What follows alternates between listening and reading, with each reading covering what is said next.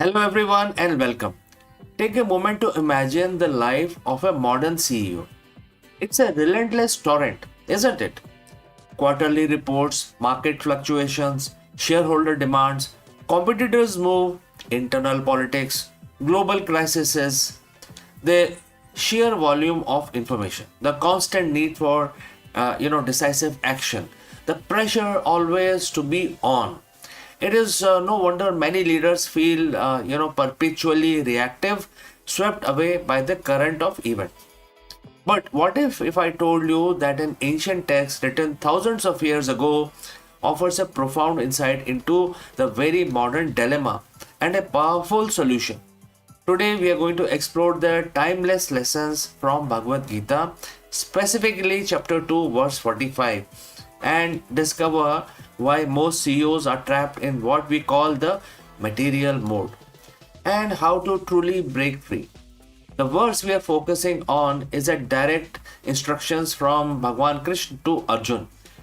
During a moment of profound confusion and doubt, it goes like this. And the quote starts: the Veda revolves around three modes of material nature, which the Gunas. But you, Arjun, you have to rise above the Gunas. You have to free yourself from the complexities of the material world and be fixed on the self alone. Quote close. Now, before you think this is just a spiritual lecture, let's unpack what this means for you, the modern business leaders. Krishna isn't telling Arjun to abandon his duty, he's telling him to perform it with unparalleled clarity and effectiveness. This isn't about renouncing the world, it's about mastering your engagement with it. Let's break down the three modes of material nature, or the gunas, in a business context. They are sattva, rajas, and tamas. And without realizing it, CEOs often find themselves deeply entangled in them. Rajas, which in other words is the mode of passion or activity. This is the relentless drive for growth, expansion, market share. It is a constant hustling, the aggressive strategies, the hunger for bigger numbers.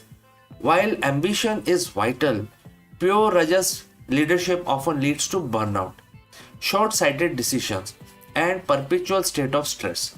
It is the CEOs always chasing the next quarter, never feeling quite satisfied, always on the offensive.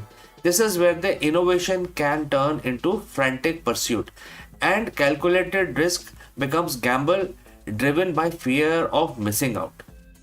Now let's go to tamas, which is the mode of arrogance or we can say inertia.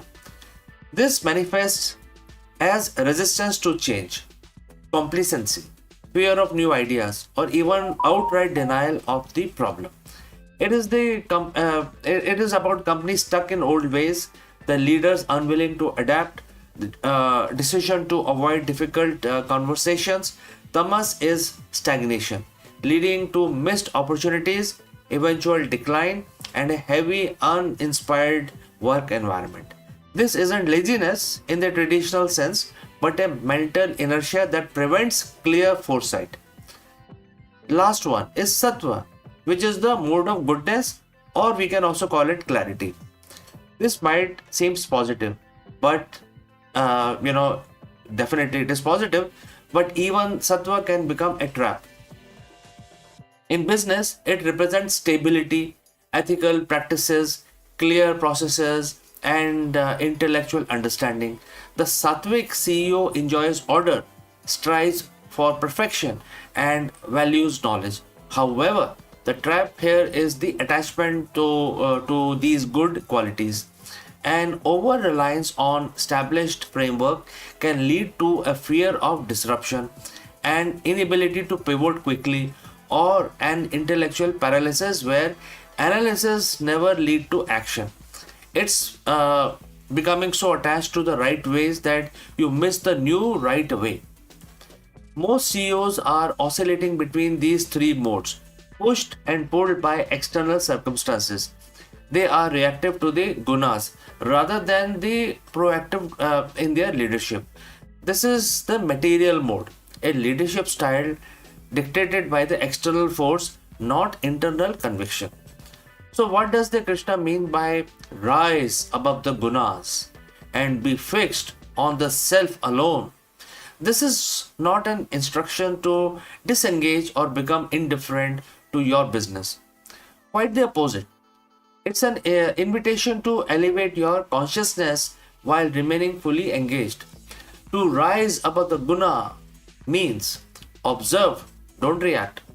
So instead of being swept away by the feverish activity of Rajas or paralyzed by the inertia of Tamas or overly reliant on the comfort of Sattva, you learn to observe these forces within your organization and the market without becoming them. You see the trends, but you don't let them dictate your inner state. Next is strategic detachment. This doesn't mean apathy. It means decisions from place of clarity and purpose rather than fear or desire. When you are not attached to specific outcome, you can adapt more freely. When you are not driven solely by aggressive targets, you can build sustainably. When you are not stuck in the old ways, you embrace necessary change. Find your inner anchor. Be fixed on the self alone. In a corporate context, the self isn't the ego. It refers to your deepest values, your true purpose, your core vision, and your unwavering inner wisdom. It's finding that still point within you that remains undisturbed by external storms. This is where the genuine resilience, authentic leadership, and profound intuition resides. This sounds profound. How do we apply it to the relentless pace of the CEO's life? And here are the three actionable steps. Step number one, cultivate self awareness. Basically, activate your inner radar. And under this, there are several facts that you must look at. Daily reflections, of course. Start and end your day with 5 to 10 minutes of quiet reflection. Ask yourself, was I reactive today or did I act from my core visions? Which guna was dominating my decisions today? Mindful breaks. Take short, conscious breaks throughout the day. Step away from the screen. Take a few deep breaths and simply observe your mental state. Are you feeling agitated, sluggish, or merely comfortable? This simple awareness is the first step to liberation. Next, define your unshakable core. Revisit your why. Beyond profit, what is the fundamental purpose of your company? What are your non-negotiable values? When these are crystal clear, they become your anchor, guiding decisions even in turbulent times. Strategic planning and detachment. Engage in strategic planning not just to achieve outcomes but to align with your purpose.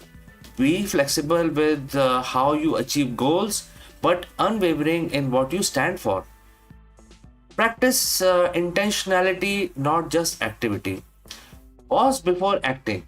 Before sending that email, making that phone call, or initiating that new project, take a conscious pause. Ask, is this action driven by external pressure, which is within bracket gunas, or by true inner wisdom, which is yourself? Delegate and empower with trust. Releasing the need to control every outcome allow you to empower your team, fostering innovation and resilience throughout the organization. Your role shifts from micromanager to a visionary guide. Breaking free from the material mode isn't about escaping your responsibilities. It's about fulfilling them with greater wisdom, peace, and effectiveness. When you rise above the gunas, you become unshakable leader. A CEO who navigates complexity not by resisting it, but by transcending it. You become source of calm amidst chaos, a beacon of clarity in confusion. This ancient wisdom from chapter 2, verse 45 of Bhagavad Gita isn't just a philosophy, it's a practical blueprint for profound leadership. It invites you to stop being a prisoner of circumstances and become the architect of your own intentional, impactful future. I encourage you to reflect on this powerful message this week. How can you, in your leadership role, begin to rise above the gunas? And if you found this video insightful, please like, share, and subscribe for more content that bridges ancient wisdom with modern leadership. Thank you for joining live. Thank you for watching, and may you lead with unshakable clarity. I will catch you again in the next one.